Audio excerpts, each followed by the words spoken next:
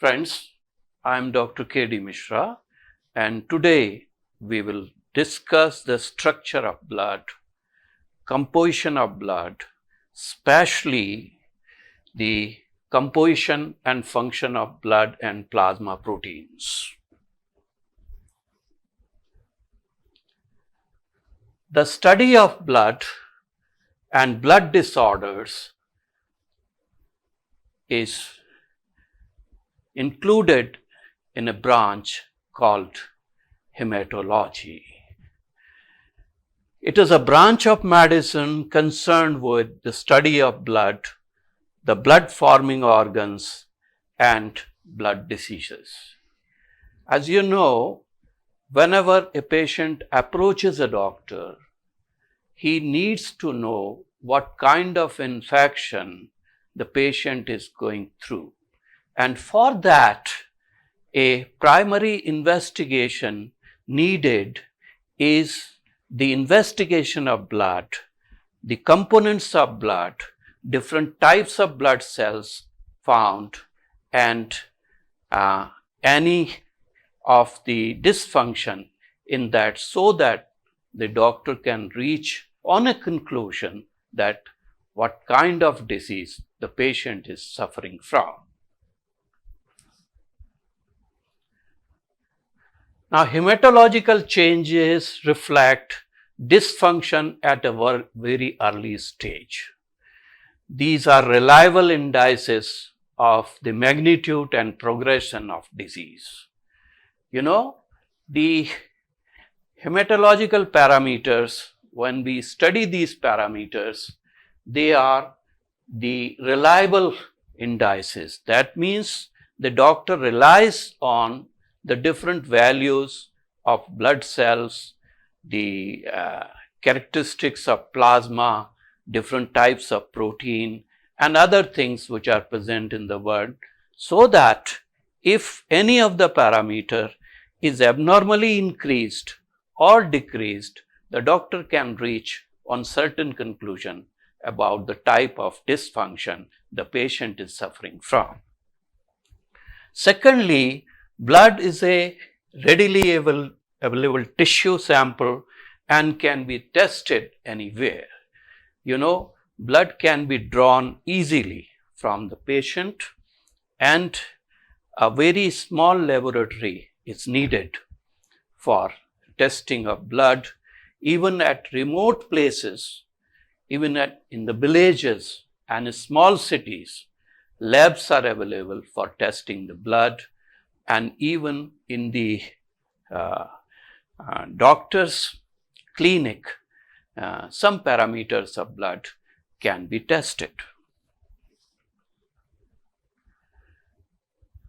Now, blood is defined as a fluid connective tissue that flows or circulates in the body within the circulatory system. The normal volume of blood in an adult is about 5 to 6 liters, which accounts for about 7 to 8% of body weight. You know, there are basically 4 types of tissue: the epithelial tissue, the connective tissue, the nervous tissue, the muscular tissue. Among these, in connective tissue, blood is a fluid connective tissue that is responsible for a active communication between different parts of the body. It transports various materials up to the cells and from cells back to the organs.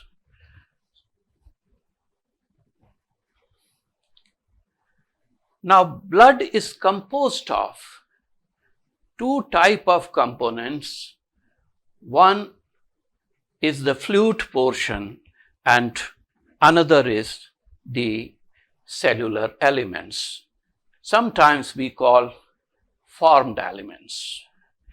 The formed elements include RBCs, WBCs, and platelets, and the fluid component of blood is called plasma.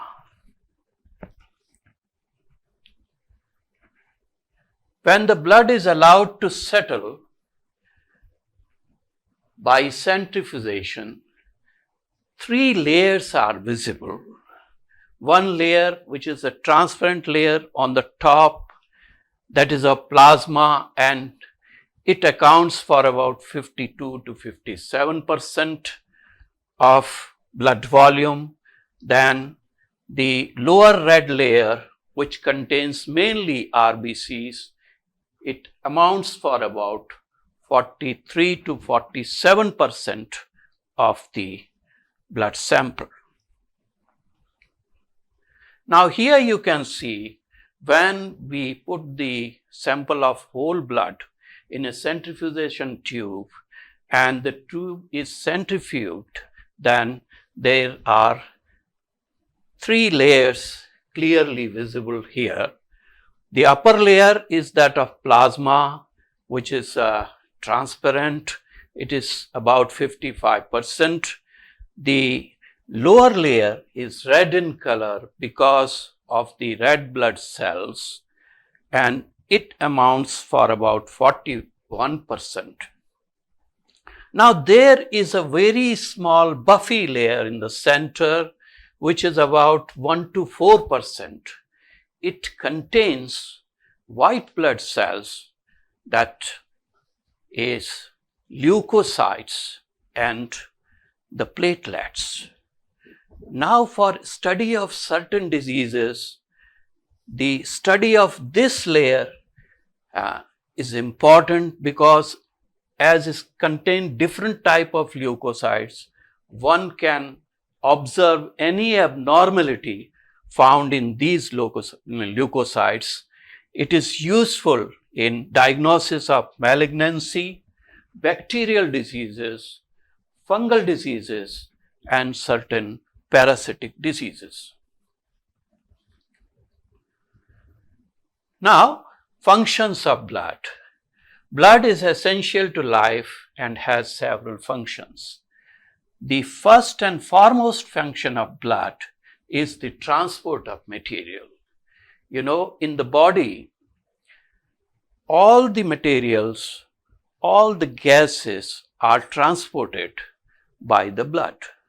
You know, when we eat something, the digested food material is to be supplied to each and every cell of the body, and blood carries these digested nutrients up to each and every cell of the body. Similarly, the metabolic wastes which are produced in the cells, those are to be eliminated from the body. So those metabolites are collected from the cells and tissues of the body, and they are taken to kidney for their elimination. Similarly, the blood also functions for transport of respiratory gases.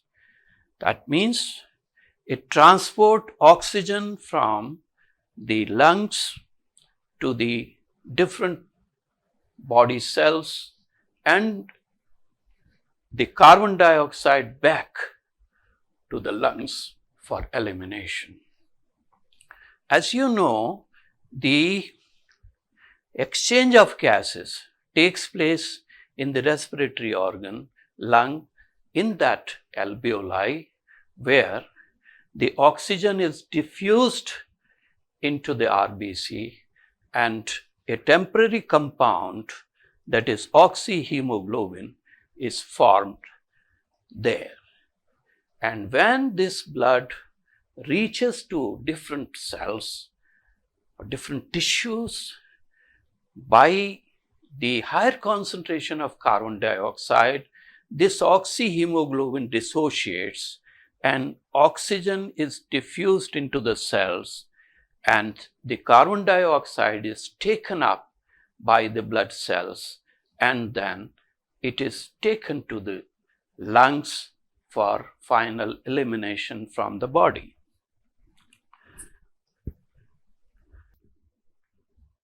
Now, one of the important functions of blood is the maintenance of body temperature. As you know, we are homeotherms, and for us it is important to maintain constant body temperature, that is about 37 degrees centigrade or 98.4 degree Fahrenheit. Now, at this temperature, our enzymes and other body fluids functions at optimum level. Now, how blood is instrumental in regulating the body temperature? You know, heat is produced in certain organs of our body like liver, like skeletal muscles, other muscles. From there, the heated blood is circulated into other parts of the body, thereby maintaining a uniform temperature in the body. Similarly, when there are hot conditions, lot of sweating occurs on the body surface that cools the blood, and that when that cooled blood is circulated in the body temperature is maintained at the optimum level. Now, another function is excretory function. It transports excretory material from the cells. As you know, when nitrogen compound are broken, ammonia is released, and that ammonia is toxic to us. Therefore, it is converted into urea, and that urea is to be collected and sent to excretory organ, that is kidney, for final elimination. So, the blood serves for transport of excretory waste from organs and tissues to the kidney. Then, water homeostasis. As you know, the plasma content of blood is about 55%, out of which as much as 92% water is there. Now, by maintaining the volume of blood, the water homeostasis is maintained in the body.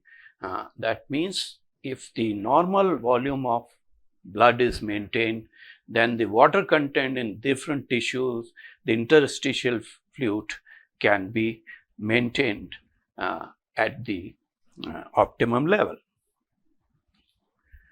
Now, another important function of blood is the maintenance of acid-base balance, because in body fluids, proper pH is to be maintained for various chemical reactions. You know, the proteins present in the plasma and hemoglobin, they have a role in acid-base balance, especially bicarbonates helps in maintaining the pH level. As you know, when the carbon dioxide enters in the RBC, it forms carbonic acid, and that carbonic acid dissociates into H ions and HCO3 ions, that is bicarbonate ions, and that those bicarbonate ions plays an important role in maintenance of pH. Now, coming on to immunity, one of the very important functions of blood is the defense mechanism of our body. You know, we are safeguarded from a number of diseases with the help of blood cells. You know, in blood, there are so many leukocytes, which are phagocytic in nature, which engulf the pathogens and digest them, thereby protecting our body from the pathogens. Then the lymphocytes produce specific immunity against bacteria and viruses. We call it humoral immunity by producing antibodies. Now coming on to blood volume, the total blood volume in an adult is about 5 to 6 liters.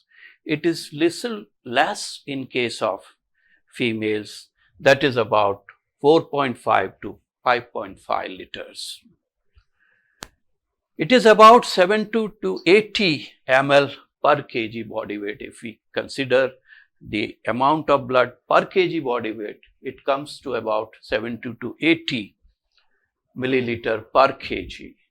In children, although the absolute volume of blood is less than that of the adult, but if we consider the amount of blood per kg body weight, it is more than adult, that is about 90 ml per kg body weight.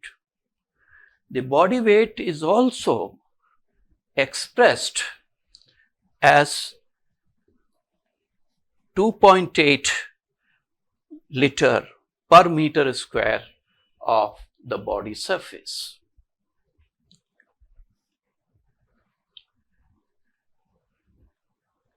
Now, determination of blood volume.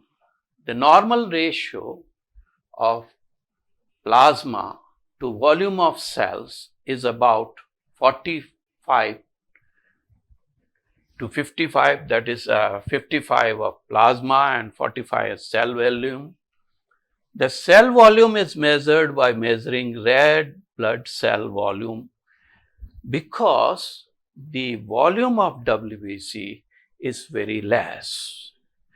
Red cell volume is measured by using radioactive isotopes like chromium, iron and phosphorus.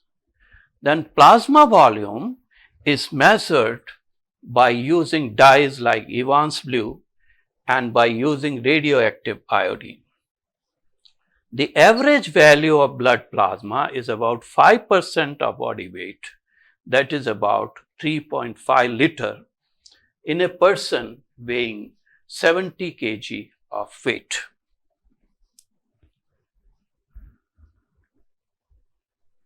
Now, total blood volume is calculated by this formula. Total blood volume is equal to plasma volume into 100 upon 100 minus hematocrit value. Now, what is this hematocrit value is? Hematocrit or packed cell volume PCV is the amount of packed RBCs following centrifugation. When we centrifuge the whole blood in a centrifuge tube, then we can estimate the amount of the red cells which is sedimented in the bottom.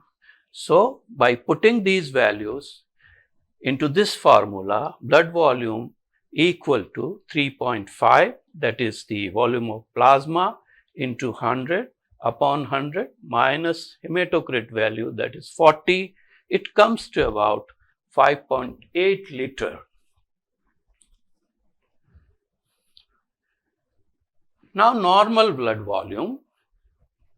The normal blood volume is about 46% in adult male, that is 40 to 50%, and in adult female it is 42%, that is 37 to 47%. Now, effective blood volume. Before that, one must understand a term known as sequestered volume. You know, when the blood is circulated in the body, some amount of blood always remains in the tissue and organs.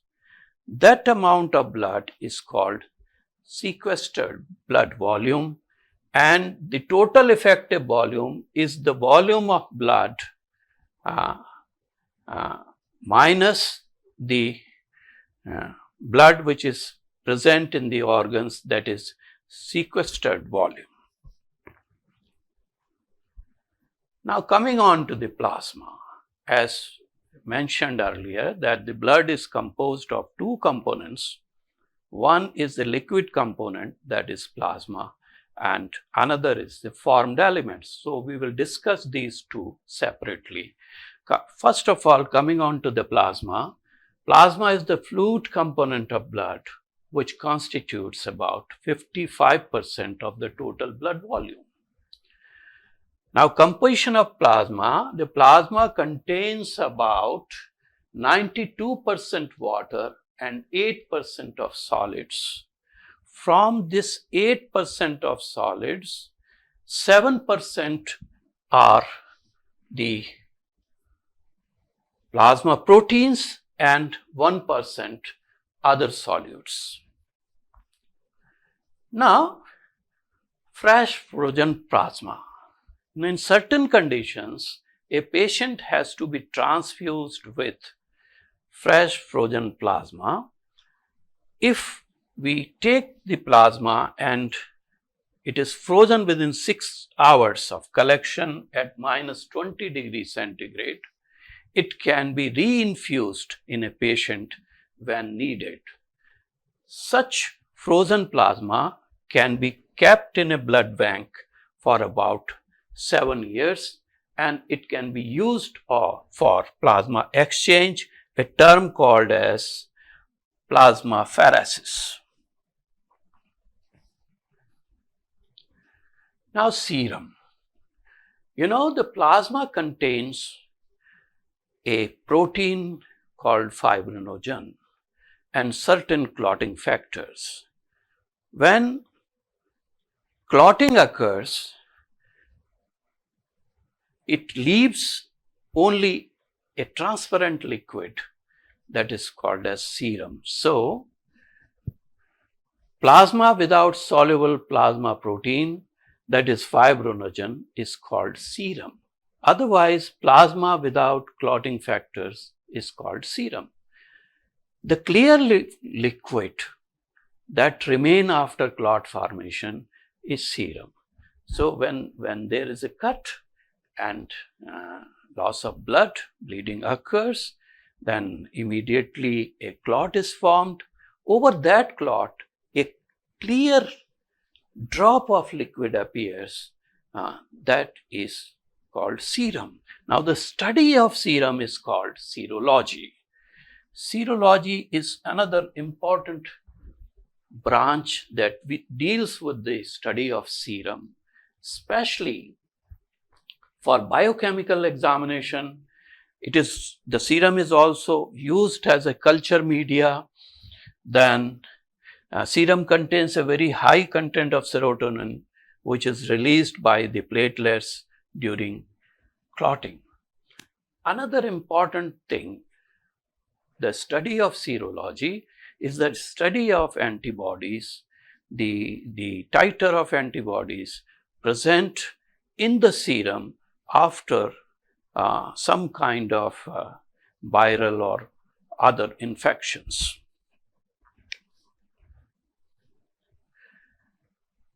Plasma proteins. As just mentioned, that the plasma contains 8% solutes, out of which 7% are proteins. So, protein forms a major share of solute in the plasma. The concentration ranges between 6 to 8 gram per 100 ml of plasma. The plasma proteins are formed mainly in liver. As in case of other proteins also, most of them are formed in the liver. So, liver is the main factory where all the synthetic activities goes on. The types of plasma protein. The plasma proteins are categorized into 3 categories: the albumins, globulins, and fibrinogen. Now, albumin is the major constituent of plasma proteins, which accounts for about 4.5 to 5 gram per 100 ml of plasma. The molecules of albumin are the smallest with the molecular weight of 66,000, and its half-life time in blood is 20 days. If the amount of albumin decreases in the blood plasma, this condition is called as hypoalbuminemia. As you know, whenever we use any term for blood, a word amia is added at the end, and the substrate before that word, and if hypo word is added, that means less amount of that material, or if hyper is added, that means more amount of that material. So if less amount of albumin is synthesized in the liver, a condition of lower concentration of albumin is seen in the plasma, that is called as hypoalbuminemia. In case of kidney diseases, albumin is filtered through the glomerulus. When you see there is a damage in the kidney, the albumin is filtered and it passes in the urine. So this is called as albuminuria. That means albumin in urine. In that case, the amount of albumin will decrease in the blood, and again that will be called hypoalbuminemia. In these conditions, decrease in colloidal osmotic pressure occurs, and because of that, edema is caused. You know, when blood is passed through the organs, it passes through the capillaries, and when the blood is filtered, that filtration of blood is opposed by the proteins present in the blood. We call it osmotic pressure. So when the amount of protein decreases in the blood, the amount of filtrate becomes more, and that fluid is accumulated in the tissue, in the organs, especially in the lower extremities, in the legs. This is called as fluid-filled swelling, termed as edema. Now here you can see globulins are the second type of protein found in the plasma. These are also synthesized in the liver and in plasma cells and reticuloendothelial cells. Their molecular weight is more than that of albumin. It is 90,000 to 1,56,000. The globulins are of three types: alpha globulin, beta globulin, and gamma globulin. Among these, the gamma globulins forms the antibodies, which are very important for the specific defense mechanism in the body, especially for humoral immunity. Now, globulin include transport proteins like transferrin, ceruloplasmin, and hemopaxin. Albumin globulin ratio, it is called as AGR, is altered in many diseases.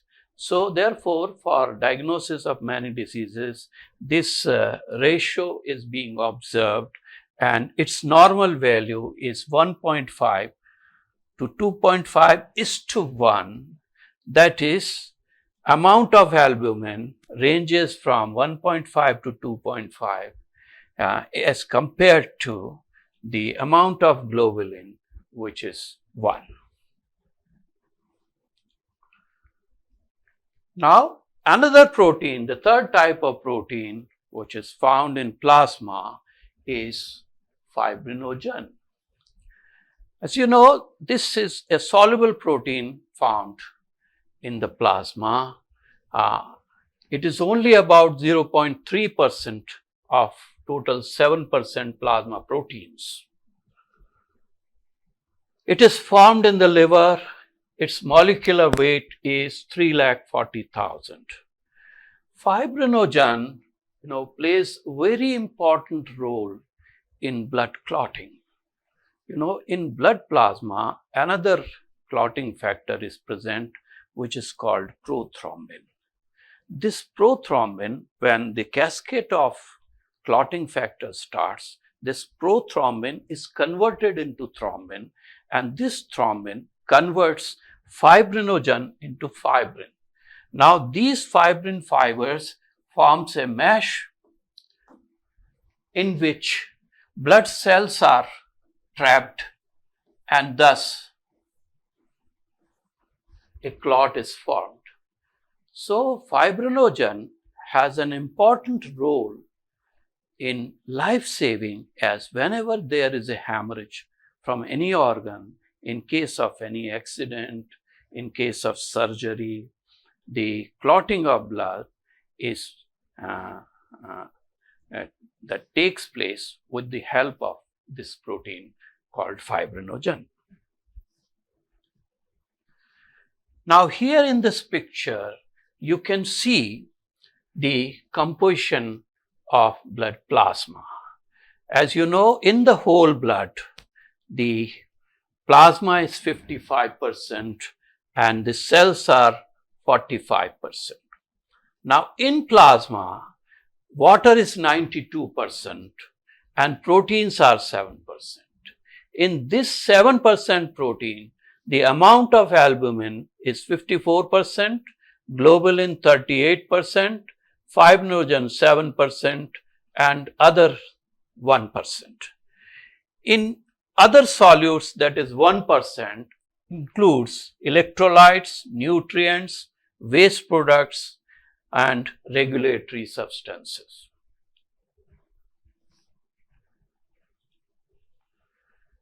Now, functions of plasma proteins. As you can see here, one of the important functions, as we just discussed, is the osmotic pressure. The osmotic pressure of plasma is due to plasma proteins, especially albumins. Normal value is 25 millimeter of mercury. Due to this, loss of fluid is prevented from the capillary walls into the interstitial tissue. As I just mentioned, that due to presence of albumin, the albumin opposes the filtration of plasma from the capillary wall. So, it helps in preventing the loss of fluid portion from the blood. Thereby, it is very important for maintenance of blood volume. Then, in case of decrease in osmotic pressure due to hypoproteinemia, if the amount of protein is less than the normal, then this condition is called hypoproteinemia. It results in anemia in case of kidney and liver diseases. If the amount of protein decreases in the blood, what will happen? Lot of water will be filtered through the capillaries, and that will accumulate in the tissue, causing edema. Now, viscosity. The viscosity of blood is maintained by plasma protein and RBCs. These two contributes almost 50-50 in the maintenance of viscosity of blood. It is mainly due to fibrinogen, owing to its fibrillary and elongated shape. The fibrinogen plays a very important role in maintenance of viscosity of blood. Then another very important function of plasma protein is their contribution in immunity. The gamma globulin fraction forms antibody which mediates in humoral immunity. That is, they give protection against extracellular pathogens and toxins. You know, whenever a pathogen enters in our body, there is a system which can identify the exogenous protein, the protein which comes from the outside by way of pathogens or any kind of toxin. Then it is identified and the lymphocytes produces antibody against them through plasma cells. These antibodies either directly kill those pathogens or inactivates them. In this way, our immune system works to safeguard us from different bacterial and viral diseases. Now, the common function of plasma, as the function of blood is also, is the transport of material.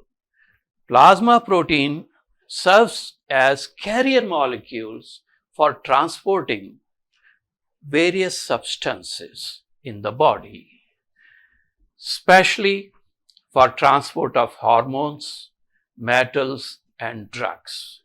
You know, there are protein molecules which carries certain molecules to the cell membrane, through which it enters into the cell and gets the work done.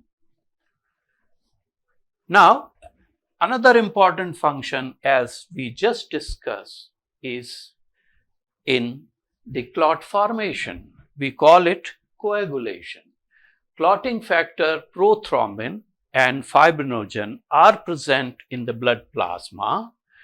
The fibrinogen is converted into fibrin, as I just mentioned, and finally blood clot is formed to prevent blood loss in case of hemorrhage.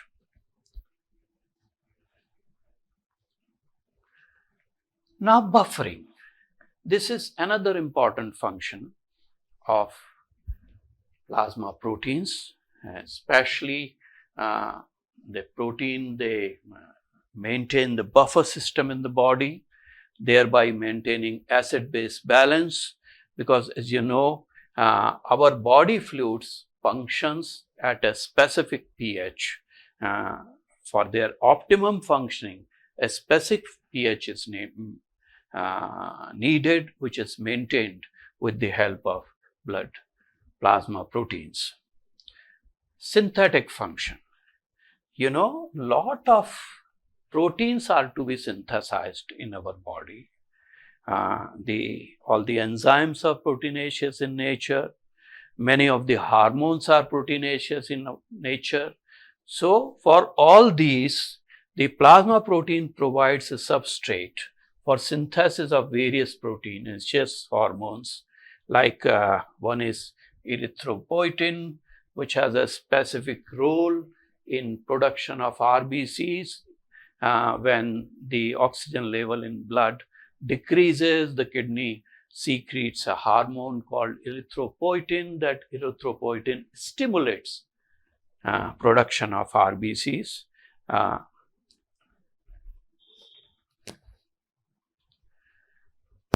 Then storage of proteins. As I just mentioned that many proteins are to be synthesized in our body, and for that the plasma protein serves as a mobile protein reserve. Now, ESR estimation. ESR depends on fibrinogen content.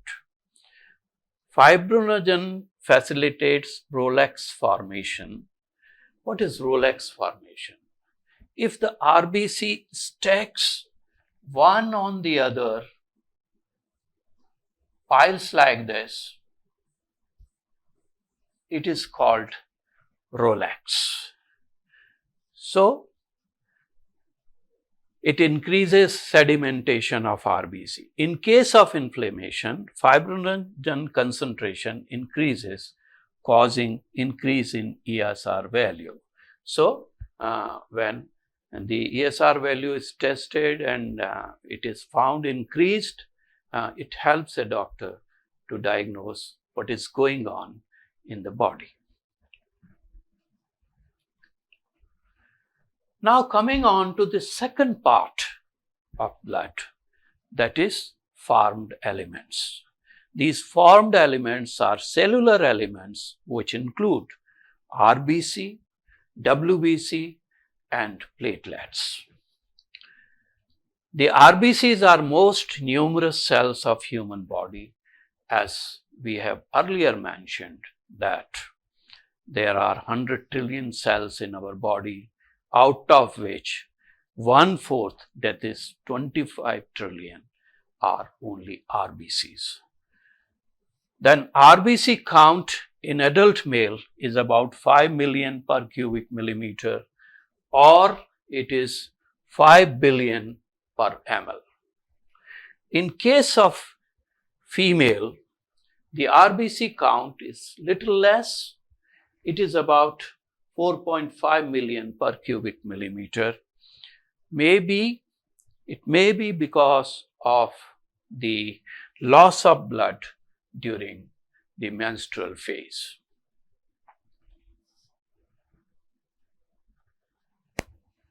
Now WBC, or we call them leukocytes, white blood cells or leukocytes. Their count is about 7,000 per cubic millimeter. There are two categories of leukocytes. One is granular leukocytes, which contributes the maximum portion, that is 64.7%, and the agranular leukocyte that are 35.3%. Now, the granular leukocytes have granular cytoplasm, whereas the agranular leukocytes do not have granular cytoplasm in that. Now, among the granular leukocytes, they are categorized into three categories. It is based on the granules that they have. They take a specific stain, and when they are stained with different dyes, which are neutral in nature or acidic in nature, or they are basic in nature. If the cells are stained with the neutral dye, they are called neutrophils. The number of neutrophils or the amount of neutrophil is 62% in the total WBCs. Then those of eosinophils are those leukocytes which are stained with an acidic dye known as eosin, and from there the name is drawn, called eosinophils. Their number is 2.3%. The minimum number is of basophils, which is about 0.4%. These are the leukocytes which are stained with basic dyes. Now, among the agranular leukocytes, there are two categories. The maximum number is of lymphocytes, which is 30%, and second one are the monocytes, which are 5.3%. Now, among these, the neutrophil and monocytes, they plays a very important role in defense mechanism. They are considered to be instrumental in first line defense, that is non-specific to the pathogen. Whenever a pathogen or a toxic substance enters in the body, these neutrophils and monocytes phagocytize them, engulf them, digest them, and destroy them. That is how they provide body defense and immunity to us. Now coming on to the third type of formed element found in our blood, that is platelets. Platelets are fragments of cells formed from the megakaryocytes in bone marrow. In bone marrow, there are stem cells which are called megakaryoblast cells, from which megakaryocytes are formed, and those megakaryocytes matures or fragments into platelets.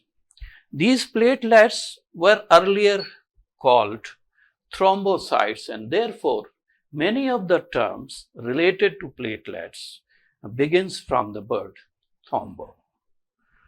Normal platelet count is about 3 lakh per cubic millimeter of blood, that is 0.3 million per cubic millimeter. The platelets plays an important role in blood clotting. So when there is a blood clotting, the platelets starts a cascade of reactions. Different clotting factors are activated with the help of these platelets. So therefore, they are very important in the coagulation of blood or clotting of blood. That is all for today. Thank you very much.